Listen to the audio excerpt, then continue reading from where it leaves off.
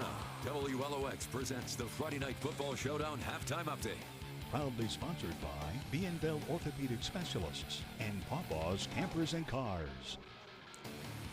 And hello everybody, thank you all for joining in. I am Dylan Jones, your host right here on the Friday Night Football Showdown Halftime Update, and we have football all across the coast, and I will be your guide through all of those games here tonight. So make sure if you want to check out these scores yourself, head on over to WLOX.com. There you can see our scoreboard here. If you will visit our website as well as our mobile app, you can see these scores yourself.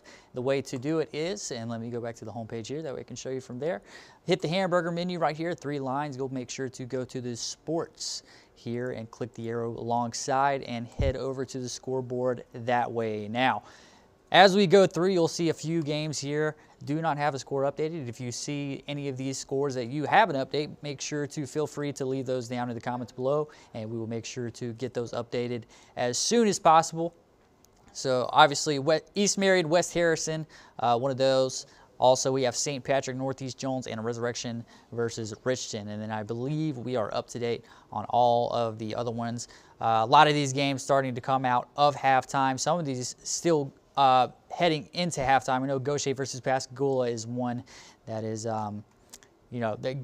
coming up on halftime there. So, but without further ado, we start things off in Gaucher, where the Gators look to bounce back after a loss in D'Iberville. They host the rival Pascagoula Panthers, who enjoyed a win over East Central last week. Pascagoula took last year's contest against the Gators, but Gaucher has seen more success in recent years, winning 3 of the last 4 matchups. So on the opening drive here, a block kick inside of the red zone by Pascagoula leads to a scoop-in score by Gaucher for the first score of the game. They tack on a field goal late in the first to make it 10-0.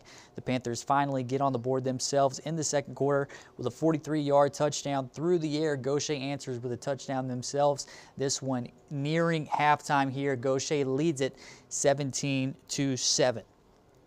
So, and as we just mentioned, this East Marion West Harrison score, yet to have an update. If you have that update, make sure to leave a comment below. We'll make sure to get that updated. Heading out west now, though, we will take a look at the West Harrison Hurricanes as they get back on their horses last week with a win in Sumrall. Now they host the 2A East Marion Eagles. Last year, the Canes went 4-1 in out-of-conference play. This year, they faced the same 5 teams to start the season, East Marion being one of them, who the Canes dropped last year by a score of 35-18. So, once again, if you have that score, make sure to leave that in the comment section below. Further west, the Bay Tigers were shut out in the battle for the crab trap last week in a sloppy loss. They host Long Beach Bearcats, who failed to win back-to-back games for the first time since 2018 after falling to Forest County. Bay won last year's installment of this matchup in a high-scoring 60-41 affair. However, this one not quite as high-scoring, not quite as exciting. Long Beach, they do lead it, however, 14-7 at halftime. Looking to Pass Christian. The Pirates thumped Purvis 48-9 last week. They hope to do the same against the PRC Blue Devils, who fell 3 points shy of their first win since 2022 on Saturday. For Pass, this will be their first home game this year. They went 5-2 when hosting in 2023.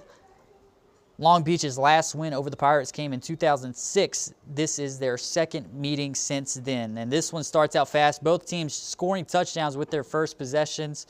Obviously, going back and forth there throughout the first half. At halftime, tied at 21.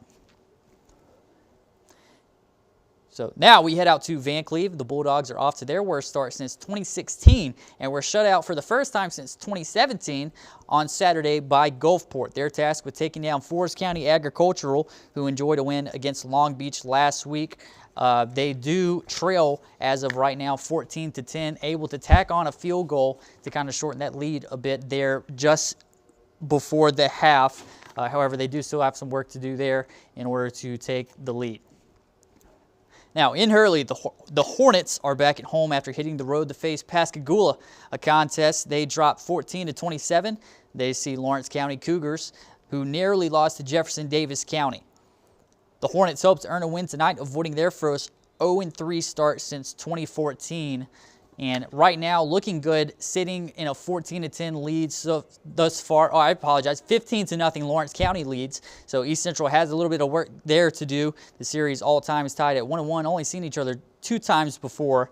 So now we will head out to Poplarville, back out west, and the Hornets are off to their first 2-0 start since 2017 after downing Stone 13-7. Now they host the winless Newton County Cougars, who have dropped games to 2A Raleigh and 3A Winona. Last time Poplarville started 2-0, the team went undefeated through the regular season, eventually losing in the South State Championship. Poplarville, they do lead at 14-10 at halftime.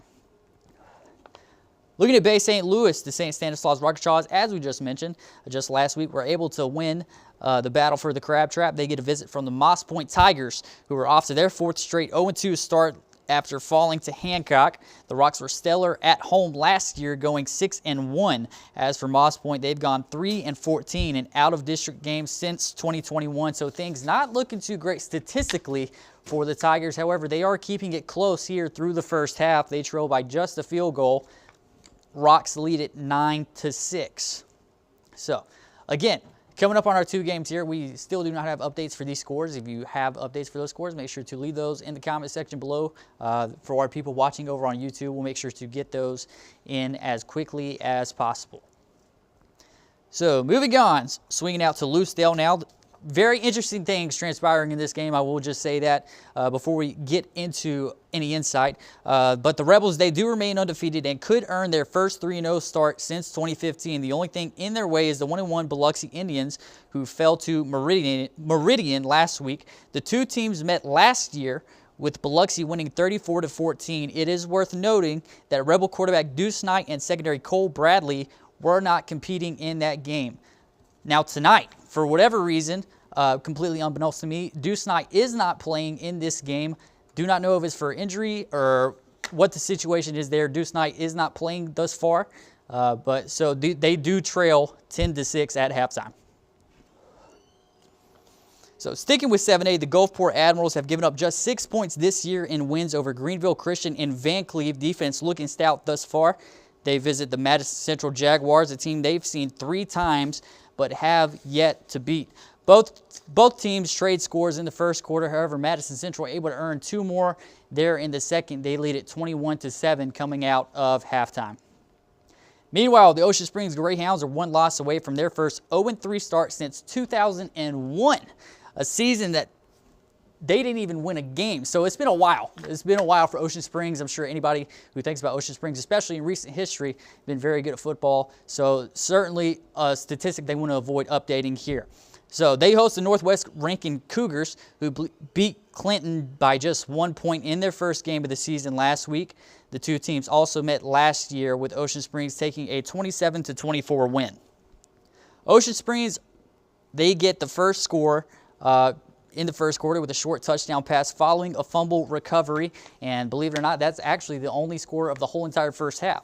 So they are in the third quarter now, playing as we speak. They lead it 7-0, according to our last update. So over in Picayune, the Maroon Tide picked up a shutout win against North Shore for their first win of the season last week. They continue their 4-game homestand tonight against the D'Iberville Warriors, who are feeling good after their opening their season with 2 wins last week. Both teams' running backs showed up and showed out. Andre Crosby and Darrell Smith. Will tonight be more of the same? D'Iberville leading it right now at halftime, 19-7, a score that may surprise some, but D'Iberville has shown to be very competent thus far this season. We'll see if they can stick with that lead here. They lead it 19-7. Back in Harrison County, the Harrison Central Red Rebels, they faced the Quitman Panthers 1 week after shutting out Carver.